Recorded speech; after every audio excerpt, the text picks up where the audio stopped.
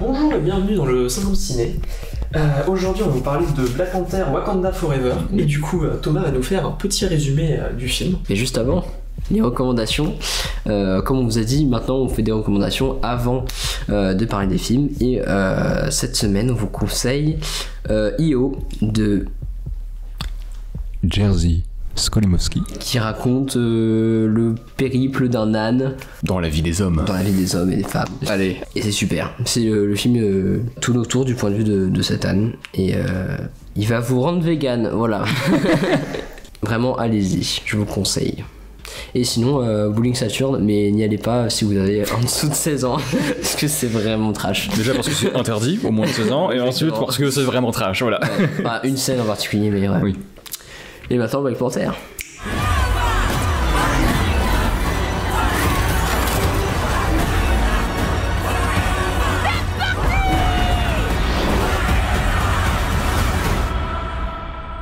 Montre-leur qui nous sommes.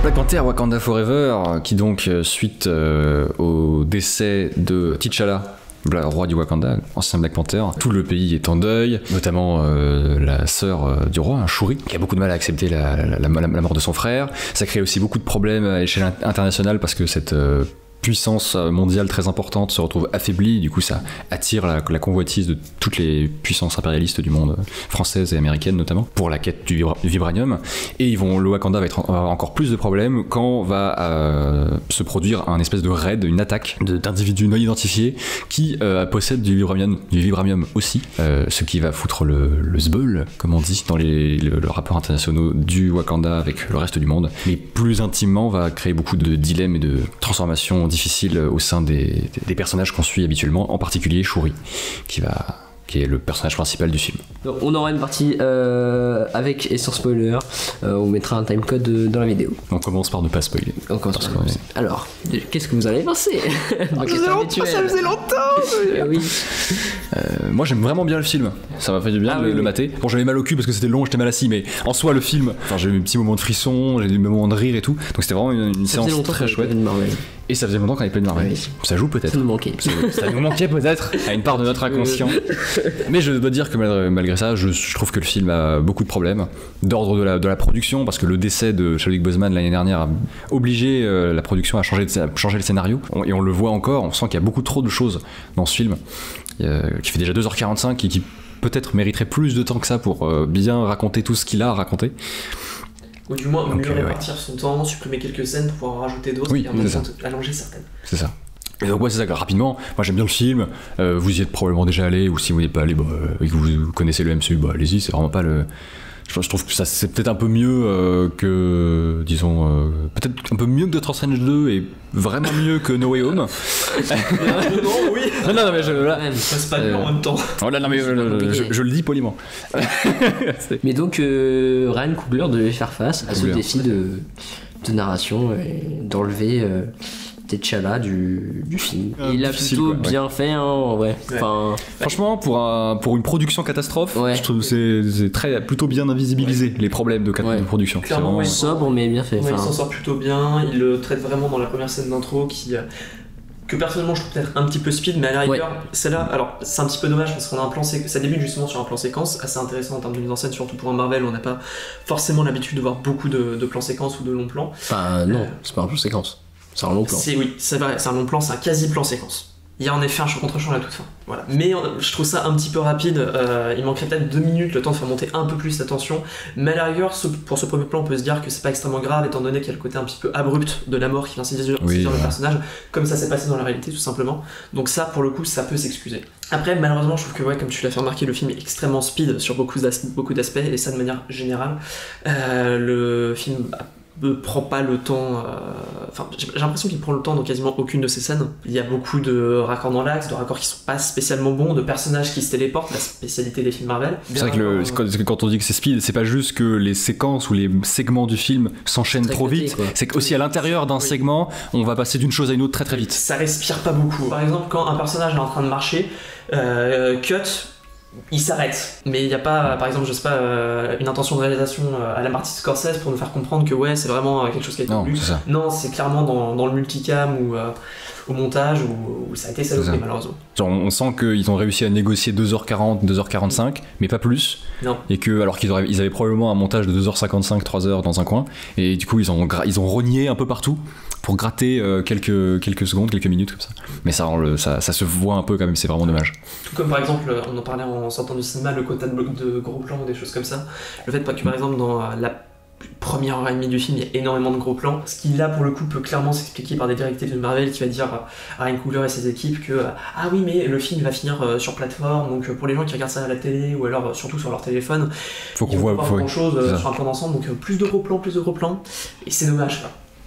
Sur la durée du film, je pense que le film a été un peu prisonnier du système Marvel, c'est-à-dire que on a peut-être 30 minutes de récit avec le personnage de Martin Freeman et son intrigue ne sert à rien quasiment. Enfin, tu sens que Ryan Coogler, je sais même pas si c'est lui qui a fait tourner les scènes, les décors sont vraiment random. Il a dû donner la réal à quelqu'un d'autre sur ce genre de scène. Peut-être à la seconde équipe. J'ai l'impression qu'ils s'en bat les couilles. Cette partie du récit ne sert pas à grand chose et c'est vraiment juste pour accrocher en fait le film à l'univers Marvel, on va dire, et introduire un personnage. Introduire une série en fait. Une série ou un prochain film qui va sortir. Et ça vient ralentir le film, ça vient prendre des minutes sur des scènes qui mériteraient d'avoir plus de temps. Donc pour ça c'est vraiment dommage. Parce qu'effectivement le film a besoin de temps sur certaines scènes pour qu'il y ait plus d'impact émotionnel en fait, ou plus de tension. On a dit que des scènes avaient des potentiels énormes. Il y a une scène où il y a des une attaque de bateau, c'est ça ? Une attaque de bateau, exactement. Donc c'est les l'incident au début du film, ça. on peut vous la raconter. Les Talocaniens, ils ont Talocaniens, donc les gens qui vivent dans l'eau, qui attaquent un bateau français-américain, qui cherche du vibranium. Et donc on aurait pu avoir vraiment cette tension à la dent de la mer. Et pareil niveau réel, on en parlait, le point de vue il est trop dispatché, c'est-à-dire qu'on sait tout en fait à peu près. C'est ça. Et c'est vraiment dommage parce qu'il y a vraiment un truc à faire. Donc là je pense que c'est pareil en termes de temps, il n'a pas dû avoir grand chose. Mais et surtout niveau réel, j'ai l'impression que la séquence dure peut-être 6 ou 7 minutes. Alors que c'est une séquence qui devrait au moins en faire 10 pour vraiment fonctionner. Et même dans son installation, par exemple quand on te montre une tête qui sort de l'eau, la tête, bon déjà on la voit un peu trop, et surtout j'ai l'impression qu'elle arrive beaucoup trop vite. Oui, elle arrive surtout beaucoup trop vite. Ça sort trop vite. On la voit bien, enfin on la voit comme il faudrait qu'on la voie, mais ça arrive trop vite. Tu fais durer le plan le double du temps, quelque chose comme ça, ou tu mets par exemple un soldat au premier plan, le flou, et tu vois quelque chose apparaître, t'en es pas entièrement sûr, ça procure beaucoup plus d'horreur et ça fonctionne. C'est là justement il y a besoin d'un peu plus de temps pour que ça on sent qu'il peut pas vraiment, on sent qu'il peut pas vraiment faire une séquence qui peut vraiment être perturbante, donc on va pas garder uniquement le point de vue des gens qui ne savent pas ce qui se passe pour angoisser le spectateur, pour créer quelque chose de très inquiétant. Alors on va tout montrer pour rassurer les spectateurs, pour qu'il ait toutes les informations nécessaires, quitte à, encore une fois, quitte à accélérer des choses en faisant sortir les gens, je vais dire n'importe comment de l'eau, mais enfin c'est un effet de tension sur quelque chose qui sort de l'eau, qui peut pas le bazarder comme ça quoi. Enfin, moi personnellement j'ai plutôt bien aimé le film, j'ai pas passé un mauvais moment, mais c'est vrai qu'il y a des très bonnes idées en fait dans ce film. Enfin, niveau DA c'est quand même assez bon. C'est trop chouette, j'adore. Les costumes sont dingues, donc il y a des bonnes idées. Moi les bombes d'eau c'est génial. Ouais, la grenade d'eau. Les masques de respiration. Et le truc à la fin, quand il y en a plusieurs, c'est dément. Ouais, c'est dément ça, c'est trop dément. Mais oui, ce temps est quelquefois la réelle qui suit pas forcément. Voilà, c'est dommage. Et pareil pour les scènes d'action, il y en a certaines qui sont cadrées à la paluche n'importe comment. Il y en a 3 scènes d'action à tout. Comme on l'avait dit, 3,5. C'est ça. Mais où ça se tatane quand même un petit peu. Donc, je comprends l'avis des spectateurs. Enfin, je comprends. Parce que les gens veulent s'attendre à avoir de l'action parce que c'est un Marvel. Là, c'est plus une histoire de deuil finalement. Donc, on va prendre son temps sur. Ce qui est plutôt agréable, je trouve. Moi, j'ai pas ressenti un manque d'action. Ah bah non. Mais j'étais plutôt content que. Je trouve que le dosage action, narration, fonctionne plutôt pas mal. Enfin, encore une fois, le film va trop vite sur plein de choses, mais c'était plutôt chouette en fait. C'est pas évident, hein, genre 2h45 et puis t'as 3 scènes d'action, quoi. Ouais. Donc, plutôt couillu du coup pour un film Marvel aussi. C'est ça. Donc on sent que le film essaye de gratter des points ou essayer d'avoir la main sur certains trucs, tu vois, mais qui peut pas avoir la main sur tout, quoi. Non, et que le montage, Ryan Coogler pourra pas faire grand chose. Et pour le coup, clairement, il y a peut-être un ou deux détails, on pourrait se demander, tiens, est-ce que c'est la faute de Coogler si tel incendie réel, c'est pas tout à fait réussi, mais de manière générale, non, quand on voit que les 10 derniers films Marvel, ça se ressemble tous en termes de scènes d'action ou autre, le problème il vient du studio, quoi. Il vient pas ni de l'équipe, ni des acteurs, de personne. Même s'il essaye de temps en temps, tu vois, pareil, sur le côté, je sais pas, genre il y a 2 plans séquences dans le film. Les effets, on t'en parlait en sortant du ciné, les effets à la Zack Snyder, où il met du ralenti. Oui, on a des parties pris d'action. C'est un peu surprenant et agréable d'ailleurs, parce que c'est plutôt bien foutu. Oui, voilà, donc on a des ralentis très très accentués sur des moments où les guerriers sont particulièrement iconiques quand ils se battent entre eux. Pas tous réussis d'ailleurs ces moments, notamment. Pas tous réussis, il y en a qui sont pas. Mais globalement, je pense que j'étais suffisamment pris par la bonne surprise de oh putain, un parti pris d'action différent de ce qui se passe dans le MCU depuis longtemps. C'est vrai que quand tu as explosé un pont, que t'as une immense vague en arrière-plan et que t'as 2 personnages qui volent comme ça avec un immense ralenti là-dessus, c'est vrai que c'est impressionnant. Ouais. Sinon, le film n'a pas eu le temps, et n'a pas non plus eu le temps de terminer. Niveau VFX, il y a des fonds verts, c'est honteux quand même. Enfin, ouais. En fait, surtout, c'est des plans qui sont pas nécessaires en fait. Non. Enfin, c'est des blagues.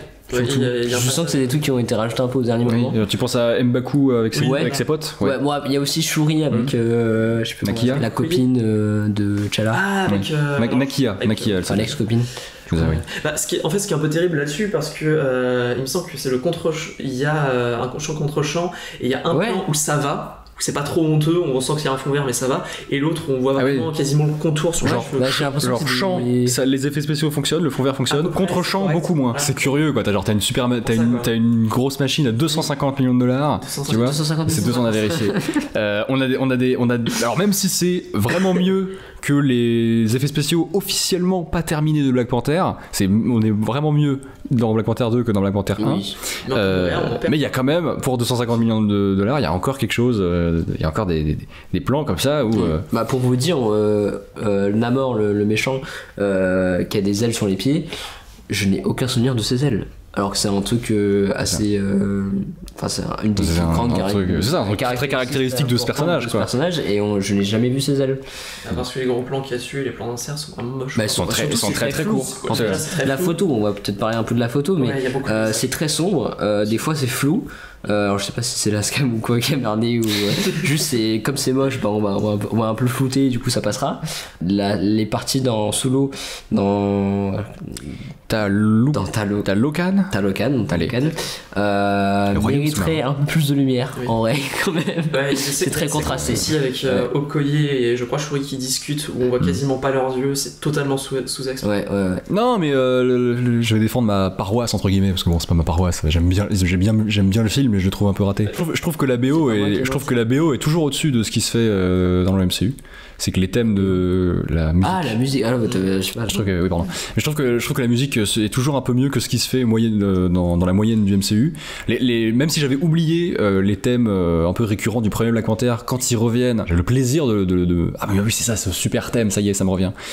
Même en termes d'action, c'est une séquence où toujours en termes de musique, c'est Shuri qui apparaît dans un espace, et d'un seul coup on a un truc musicalement très curieux où genre je veux dire, d'un seul coup, l'orchestration te saute à la gueule, quoi. Alors, ah tiens, on a cet instrument-là, ça fait 2 heures que je l'ai pas entendu, genre ce genre de truc. C'est très curieux. Une basse un peu synthétique comme ça qui arrive d'un. C'est ça qui arrive d'un seul coup. Et pour le coup, il y a quand même des petits. C'est des petits frissons d'iconographie cool, quoi. Après, j'aurais peut-être un avis négatif sur le mixage. C'est dommage que le sound design sur certaines parties soit surmixé, alors que c'est pas vraiment utile.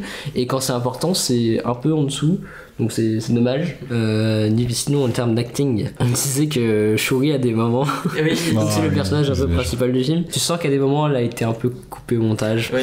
C'est-à-dire que tous les moments. Ah oui, à la fin, à la fin Ouais. avec M'Baku, c'est ça? Ouais, Ouais. voilà. Sinon la mère elle est super, je trouve. Ouais, merde, Angela Bassett. Bah, tu Angela sens qu'elle a Bassett est beaucoup très plus bien. d'expérience en fait, tout simplement. Ça, ouais, elle est vraiment carrée. Les autres personnages, super. On n'a pas parlé d'Iron Heart. Moi je trouve que c'est un personnage plutôt bien dosé. C'est On le. l'introduit sans trop en faire, mais on s'attache rapidement à elle en fait, Ouais. C'est je ça. trouve. Personnellement, je le trouve un peu anecdotique, pas incroyable. Oui, mais ça va. Comme on l'a fait remarquer en sortant du ciné, ça sera sans doute développé par la suite, donc ok pour le coup. C'est un personnage C'est sympathique. ça. Franchement, ça va. C'est je ça. Je trouve que de tous les trucs qui sont un peu obligés de rentrer à la truelle parce qu'on a des films et des séries à sortir dans 3 ans, Ouais, ça. je trouve que c'est peut-être le mieux géré. Ouais. Le personnage de Ouais, c'est vraiment- Riri Williams, c'est ça. Et sinon, bon, Marvel, on en a pas parlé. Bah, Moi, ça m'a pas gonflé. À des moments, c'était un peu comme ça. lourd comme d'hab. Hein. Mais je crois que ça fait Des fois, partie ça des... marchait très bien. La séquence Men in Black, on en parlait. Appelons-la comme ça, parce que c'est pas un spoil, mais la séquence Men in Black, elle est vraiment chouette. Même en termes de tempo comique ou de jeu, elle est plutôt solide, quoi. Voilà, mais mieux vaut une séquence comme ça que plus tard un personnage qui se prend un coup de poing très très marqué à la mise en scène. Ouais. Donc le personnage vole 15 mètres plus loin, il explose un bâtiment et se retrouve affalé à terre. Qu'est-ce que fait le personnage? C'est reprendre son souffle de façon rigolote et du coup la salle rigole. Et du coup on rit alors le film vient de nous apprendre que un personnage était incroyablement puissant et qu'il fallait pas déconner avec lui. En disant, du coup on déconne en fait, on rigole. Il y a ça, mais après il y a toujours des gars classiques aussi qui me saoulent un petit peu, du genre le méchant commence à expliquer quelque chose, ton vraiment bien bresson, quelques secondes de silence, on cut la musique et le méchant va ah oui mais en fait il y a ceci, cela, enfin il reprend un ton un peu rigolo. Oui c'est ça. Ouais, c'était mort en 2010 quoi.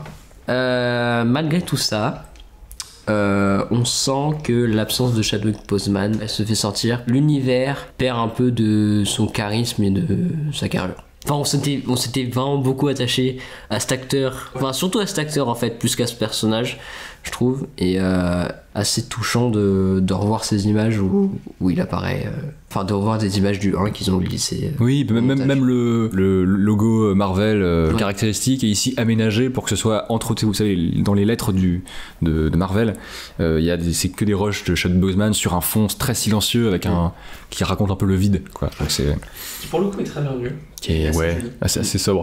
Et ça Mais, fait oui, non. je trouve que le personnage de Shuri quand même s'en sort bien, en fait. Mais oui, c'est ça, c'est genre, effectivement, il y aurait eu encore plein de choses à raconter avec T'Challa. Parce que oui, Shuri est donc la nouvelle Black Panther si vous ne savez pas. Voilà. On m'a bien spoilé. spoilé en début de vidéo. Voilà. C'est ce qui est peut-être le plus dommage avec toutes ces histoires de production compliquée, de trop plein narratif avec trop de choses à raconter, à introduire. Ça fait que, moi perso, l'arc de Shuri, j'y crois pas trop. Alors que le personnage peut être vraiment intéressant, mais on n'a pas le temps de l'incarner, quoi. Parce qu'encore une fois, les moments où on comprend que elle va changer d'avis sur telle idée, sur telle chose, et c'est un peu des moments idées, quoi, qui sont balancés comme ça. On te donne l'information, mais on n'a pas envie de te faire croire que le personnage vit vraiment cette évolution-là. Donc ça arrive de droite à gauche comme ça, et du coup ça rend le truc un peu artificiel. C'est vrai qu'à mi-parcours, genre le film dure 2h45, je pense qu'au bout d'une heure et demie, je sais vraiment qu'est-ce qui va arriver au personnage. Et c'est relou. Et oui, il faut rappeler, donc Wakanda n'a plus de protecteur parce que dans le premier opus, je sais pas si vous vous en souvenez, Killmonger avait détruit tout l'ensemble des fleurs sacrées qui donnaient leur pouvoir qui donnaient le au pouvoir Black du Panther. C'est ça. Et la dernière avait été utilisée pour T'Challa en l'occurrence, ouais. Exactement. Donc il va y avoir aussi cet enjeu de comment refabriquer une plante. C'est ça, synthétiser une plante naturelle. Voilà. C'est un des enjeux du film, mais ils n'ont pas vraiment le temps de le traiter, donc on le pose un peu au début. Ça ressort un peu du chapeau, et comme on n'a pas vraiment le temps, on se pose pas des questions qui pourraient être intéressantes, genre parce que vers la fin du film, Shuri, à partir du moment où elle a réussi à synthétiser une herbe, elle ne doute pas un seul instant, ok, c'est moi la prochaine Black Panther, c'est parti, je veux le devenir et il faut le devenir. Alors que ça aurait pu être intéressant juste de l'avoir hésité. Je demande pas 15 minutes, genre juste un plan comme ça de 10 secondes où elle hésite à prendre la fleur et puis elle finit par la prendre. Voilà. Ça aurait vraiment suffi, Dans ça le aurait été pire des beau. cas, nous faire comprendre qu'on est dans une situation d'urgence, on le sait, mais nous faire comprendre que là vraiment le temps presse et que c'est soit ça, soit il n'y a plus rien. C'est vrai. Alors que c'est pas du tout ce qu'on ressent Non. dans la séquence, c'est vrai. Surtout en plus le méchant qui laisse une semaine en mode allez je reviens dans une semaine, ciao. C'est vrai. C'est un peu artificiel, ouais. C'est... Là clairement on sent que les scénaristes avaient plus d'idées, ils se sont dit bon on va prendre une technique de shonen hein. C'est ça. C'est pas ça ce qui me choque le plus avec Namor personnellement, c'est plus le fait, alors je sais que il me semble que vous deux vous êtes pas totalement d'accord avec ça, mais personnellement je trouve clairement pas charismatique comme méchant, je trouve pas spécialement impressionnant, et les rares scènes où il pourrait être impressionnant, Oui, c'est ça, il pourrait. il pourrait. D'accord, il pourrait. Il y a une scène où il harangue en fait son peuple, dont j'ai oublié le nom du coup, les habitants du royaume de Talocan. Talocan. De Talocan, voilà, les Talocaniens. où il harangue sa foule, etc. Il essaie de les motiver pour Oui, c'est ridicule. la guerre au Wakanda. On n'y croit pas une seconde. Ouais. En plus, il y a un casse-tech sur la tête, etc. Non, c'est con. C'est Kinshasa, C'est vraiment, la scène est belle esthétiquement et encore. Enfin, il y a un plan large qui est un peu stylé. Oui, c'est ça. Mais On a un petit ils l'ont travail vraiment de DA. juste mis pour ça, parce que sinon en soi la scène est un peu la scène est en osée, trop en fait. C'est vraiment pas ça qui, c'est vraiment pas ça qui aiderait à rendre le personnage intriguant ou Oui. pesant, quoi. Surtout C'est en genre, plus quand il y a son origine historique, il est bâclé quoi. Il y a tout un flashback pour Ouais. nous expliquer sa haine et tout, qui pourrait fonctionner, mais c'est ce que tu refaisais, c'est ce que tu faisais remarquer terrible. en sortant du cinéma, je suis entièrement d'accord avec ça. Il y aurait besoin de plus de temps pour que ça fonctionne. Là, il y a vraiment des trucs, on a l'impression que ça va à toute allure. Genre, il raconte. C'est un peu diaporama en fait. Hein. Oui. Genre, À nouveau, il raconte précis, l'histoire de sa daronne, comment il est né et comment depuis 500 ans il se débrouille dans son royaume, quoi. Genre, il y a mille et une choses à raconter, des concepts à machin. On invoque l'histoire coloniale européenne sur le continent américain Et au lieu de très ça, on filme rapidement. une meuf avec une mèche violette et arrête le Hobbit. Oui, c'est ça. Et pendant ce temps, Martin Freeman et sa boss qui est peut-être une antagoniste dans un film qui Une sortira dans 3 prochaine série, ans on l'a déjà vu ou dans dans- une série. Le Faucon et Soldat de l'hiver pour ceux qui ont vu la regarder la série. Ouais. Voilà, qui est en train de monter une équipe de méchants. Oh là là. Bref. Est-ce qu'on peut parler du climax? Ouais. Moi j'en ai marre des fins où ça se finit sur une plage. Moi, j'en ai marre des fins qui se terminent sur que du fond vert, please. Surtout quand le fond vert. Il y a ça aussi. Ah bah alors même si quand bien même le fond vert on en parlait avant est moins immonde dans le climax de ce Black Panther 2 que dans le premier où là ça piquait les graphismes de PS2. Oui, c'est ça. Ouais, c'est ça. ouais. Mais par contre on y perd quand même quelque chose, c'est la mise en scène. Le premier on pouvait lui reprocher d'être vraiment hideux en termes de VFX, mais en termes de mise en scène au moins il essayait quelques trucs. C'est Il vrai. faisait des longs plans, il faisait des plans un peu majestueux, C'est ça. des plans qui tombaient avec les personnages, des choses comme ça. C'est vrai que comme Là, tout était en CGI, sur la plupart de la baston en fait, Oui. il y avait plus de Ils se plans permettent où de- ils se permettaient de les faire durer, de faire des mouvements de caméra un peu zarbi. Là par contre c'est un produit en multicam quoi. C'est caméra, Oui, caméra oui, B, ce qui oui, sera oui. fluide et puis voilà quoi. Même au début ça se ressent. Et on fait des trucs c'est très cut. Alors déjà que le très cut dans des séquences intimistes de conversation c'est Ouais, compliqué. c'est ça. Mais Alors très cut sur 50 personnes qui se marrent contre 150 sur un bateau au milieu de l'océan Atlantique avec Mais des gens il y qui a volent et des gens sous l'eau. Mais il y a des idées formidables. oui, le plan ralenti où elle saute comme ça, c'est stylé. Oui, quand elle descend en rappel, il y a des fulgurances de Zack Snyder comme ça, mais pas de ce que Zack Snyder peut avoir d'iconique et de merveilleux quoi. Pas du tout dans le spoil. Non, mais Ouais, c'est que dire, dommage parce qu'après c'est du Jason Bourne quoi quasiment. voilà, même tu parlais de plage là, le climat. Bon, moi j'ai pas encore vu les Éternels, donc j'ai pas une angoisse des C'est des vraiment fins le sur même la plage. décor quoi. C'est vraiment le même décor. C'est t'as de l'eau à côté, un terrain un peu Puis c'est vraiment en mode des rochers, genre ça ils se battent dans l'océan Atlantique, c'est vraiment ce qu'il y a écrit sur l'écriteau, et genre à un moment de la baston, Shuri et Namor Mets-moi dans le désert. pour le dessécher, l'amènent dans le désert, et puis ils arrivent sur une côte désertique comme ça. Alors, on est dans une abstraction, alors que le film vers le début te sort les Nations Unies à Genève et tout, et on a vraiment une réunion avec un représentant français qui va parler français, un représentant américain et tout, et puis genre à la fin c'est l'océan Atlantique et le désert. Surtout qu'en plus le désert est pas spécialement beau et on perd un petit peu Non, d'impact quoi. c'est même pas un désert, c'est une plage. Oui. Il sert juste en tant que plage. Bah, surtout en plus le problème c'est que du coup on perd pas mal d'impact dans le climax je trouve. Encore le premier c'était vraiment une guerre civile au Wakanda et il pouvait y avoir des morts, il pouvait y avoir des personnes à côté qui se faisaient buter, des vraies C'est personnes vrai. humaines, des choses comme ça. Là il y a juste l'armée du Wakanda et au pire il y a juste C'est ça. C'est un truc Grave, vraiment ça, et puis très très insulaire quoi. Genre on a mis les enjeux dans un coin où on blessera personne, à part les gens un peu lambda qu'on a mis dessus, et les deux titans qui se battent dans un coin abstrait. ouais ce qui est dommage parce que encore Et qui se battent pas très bien parce que enfin, Non. la Corée est stylée, mais encore une fois c'est surdécoupé et on n'a pas Surdécoupé. beaucoup le temps de lire il beaucoup. y a un peu de violence quand même avec Shuri qui se fait transpercer du coup mais il y a pas de sang qui Ouais, sent, vit tranquille. Voilà. Elle a pas besoin de. Qui survit à un transfert. Alors c'est vraiment tac quoi. Au milieu du corps. Hein, C'est ça, pas... c'est. C'est pas sur le côté ou dans la jambe. Ah, je peux. Ça a une lance à travers l'intestin. Là, t'as la rate et les intestins qui sont flingués. Quoi. Voilà quoi. Je veux bien croire que l'armure puisse t'aider un petit peu, mais. Ouais. Si ça ressort de l'autre côté, ça ressort de l'autre côté quoi. T'as du sang sur la lance quoi. Et il devrait y avoir du sang sur la lance, mais encore une fois, on va pas trop choquer quoi. On va pas trop choquer. Il y avait la scène avec Jordan. Oui, c'est vrai. Michael B. Jordan. Lorsque Shuri ingère La plante là. la plante, enfin la soupe, la soupe. Oui, ça parce que l'herbe est broyée dans de l'eau pour faire une espèce de. Le sang de Thanos. Le jus de Thanos. Le jus de Thanos.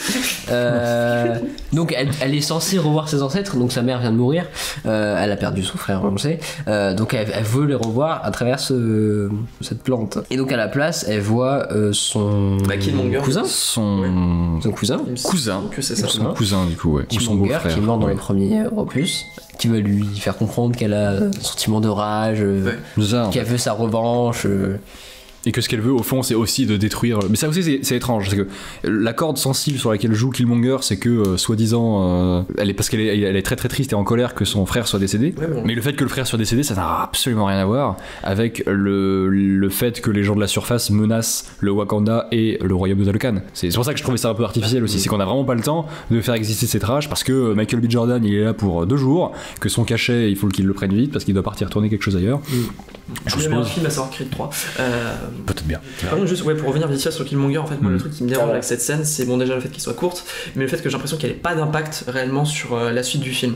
C'est-à-dire qu'il pourrait y avoir une vraie dualité avec Killmonger et la colère qu'elle a en elle. C'est vrai. Et à part la toute fin où c'est extrêmement ténu, où ça revient pour un plan, en mode est-ce que j'ai envie de le tuer vraiment ensuite flashback avec du ralenti, des plans qui sont mis à l'envers, etc. Enfin bref. J'ai pas l'impression que ce soit vraiment une scène qui ait de l'impact par la suite dans le scénar. Bah, Non, mais elle est cool. moi je trouve qu'elle a juste un impact et c'est tout. Enfin, Mais en fait- c'est pour moi c'est la seule scène qui justifie que Shuri vers la fin du film passe en mode méchant entre guillemets pour parler avec les termes du film à peu près quoi. Il C'est- est pas en mai. Parle en mode passe en mode Sauf que, justement, un peu génocidaire ou ouais. envisage vraiment la lutte armée pour détruire les ennemis de son c'est pays. que justement t'as pas. Mais c'est vraiment genre c'est 2 minutes. Oui, mais c'est jeté. Ça Oui. vraiment ça m'emmerde parce que alors tu pourrais même avoir une scène avec un retour à nouveau de Killmonger ou quelque chose comme ça ou enfin, je sais pas, c'est Elle le extrêmement voit en basique. plein combat, c'est ça. Justement, quelque chose dans ce genre. Avoir une apparition, quelque chose comme ça, nous rappeler qu'il y a la dualité, etc. Moi je pense oui. Le fait que Michael B. Jordan revienne, personnellement je suis content parce que déjà j'aime beaucoup cet acteur et je trouve Oui, que chouette. en une minute il est plus charismatique que Namor sur tout le film. Bref. On parle de la scène post. Ouais, il a la scène post-générique. Alors, Shuri a brûlé son vêtement de deuil, qu'elle portait lors de l'enterrement. Et donc, il y a le personnage de Nakia, l'ancienne compagne de caché, T'Challa. parce qu'on savait qu'il y avait un truc entre eux, mais c'était pas officiel, tu vois. C'était obvious en vrai. Bah oui, c'était obvious, mais c'était Oui. pas officiel. Oui, ok, on sait, ok, d'accord. Oui. Qui arrive et elle tient par la main un enfant, Un petit garçon. un petit garçon, qui se révèle être le fils de T'Challa, Le fils caché. le fils caché de T'Challa, Petit Toussaint, du coup. qui s'appelle Il s'appelle Toussaint, Toussaint. mais qui a un autre nom, T'Challa T'Challa. aussi. Donc c'est à se demander si ce sera pas lui le Black Panther, le nouveau Black Panther. Et c'est un peu dommage parce qu'on t'a mis un film de 2h40. Pour accepter, le- que Chadwick Boseman et T'Challa a disparu. Ouais, c'est ça. On t'instaure Shuri comme nouveau personnage, on construit un film, même si c'est un peu maladroit, on construit un film sur elle. Tout ça pour faire revenir Et puis à la fin, quoi. ça. Et puis en fait dans 4 ans ce sera plus elle quoi. Et sinon, on a une autre scène qui est assez bizarre. Oh oui. Voilà, une scène avec M'Baku, le combat dans la cascade qu'on a vu dans le premier opus, bah, il revient parce que bah, c'est la tradition, quand il y a un nouveau roi, bah, il faut qu'il soit légitime et donc il faut qu'il y ait un combat à main nue. Donc il demande qui s'oppose au Black Panther et il y a M'Baku qui dit le Black Panther est pas là mais moi je m'y oppose, un truc comme ça. Alors que pendant tout le film il était plutôt au soutien de Shuri, content de l'avoir en sauveuse et Enfin, il la soutient quoi. Ouais, c'est c'est vraiment tu vis un truc, frère, tu vis un truc, limite, c'est ça. vraiment, Tu vis un truc difficile. voilà. Je serai ton mentor qui est pas si vieux que ça. Bah voilà quoi. Je serai l'épaule sur laquelle tu peux t'appuyer dans la vie. Et surtout, c'est pas une scène post-crédit, ça intervient à la fin du film, donc on se demande pas. On se demandait même si c'était une blague, parce que effectivement, Ça commence vraiment comme une blague. Bah oui, Parce qu'on t'annonce le Black Panther et finalement c'est Bakul qui sort d'un vaisseau en mode wesh. Je suis Black Donc, Panther en intérim. Non, on dirait que c'est les gens aux Oscars qui viennent pas chercher leur statuette et qui envoient leur stagiaire, tu vois. c'est un peu ça. Et puis ça sort nulle part et puis cut et là on arrive sur la scène dont on vous a parlé, Shuri sur une plage qui brûle son vêtement funéraire quoi. Et on oublie M'Baku pour la fin du film. Et on oublie M'Baku. Genre c'est un teasing sur parce que c'est débile en plus. C'est parce que si le personnage veut le trône à la place de Shuri, je suppose que c'est parce que vers la fin du film Shuri elle passe un peu en mode génocidaire et donc ça l'inquiète. Mais enfin genre entre temps Shuri elle a changé, tu vois. Donc il suffit qu'ils se parlent 3 minutes et c'est terminé quoi. C'est complètement lunaire comme teasing. Donc voilà, il y a des errances. Bon le film est chouette, il a des points forts et tout, il essaie vraiment des trucs. Mais il a des oui, ça reste il y a des petits écueils habituels et puis ce genre de trucs. Prisonnier du studio Marvel. Du carcan Marvel tout simplement. Merci d'avoir regardé cette vidéo. On vous conseille Black Panther quand même si je pense que vous l'avez déjà vu. Vous n'avez pas besoin de nous pour que vous sachiez d'aller le voir ou pas. Prochain rendez-vous, ça sera Avatar 2, La Voix de l'eau. Oh la vache, oui. N'est-ce pas? Et puis juste après, les tops de l'année. Voilà, on a déjà commencé à faire nos petits classements. Sortira à l'heure, ouais. Ouais, il sortira à l'heure cette fois. Sortira à l'heure. Les vrais savent. Et puis voilà, Olivier, je t'en prie. Merci, abonnez-vous. Au revoir.